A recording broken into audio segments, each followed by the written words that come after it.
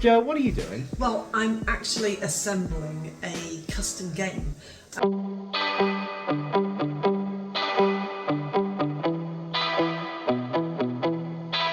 And because we're still working from home at the moment, because we haven't quite got into the new office yet, everything's on my kitchen worktop here.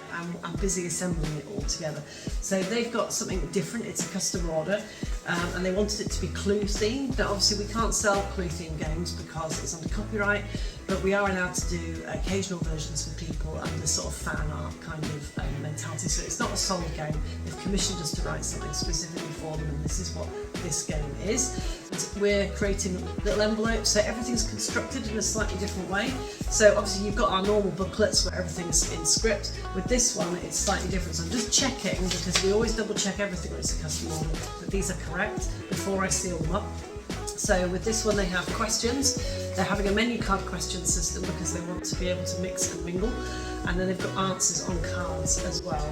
So I am just double checking that everything is correct and we have the right kind of systems in here so that they've got the right questions and the right answers in each round. So we know it's a wedding, so I want to make sure it's tip-top and perfect before I pack it. One thing I would recommend if you're ever doing wax sealed envelopes and things yourself at home is that rather than wax seal directly onto the envelope, you actually wax seal onto double-sided sticky tape. This is because if the wax seal doesn't work right, because quite often it's quite an art to get a wax seal looking correct, so sometimes you'll end up with like really odd looking wax seals like this where it hasn't quite worked properly.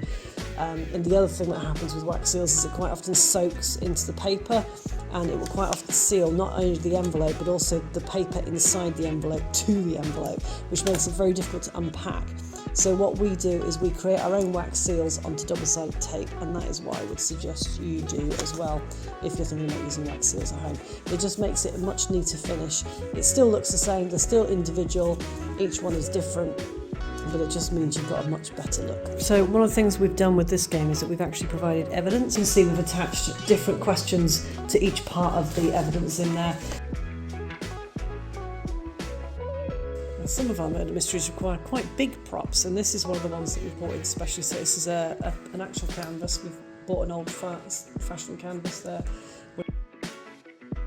I think you'll agree it looks absolutely fantastic. I'm really pleased with it, and I love doing custom commissions like this. So I hope they have an absolutely fantastic wedding and this really makes their day.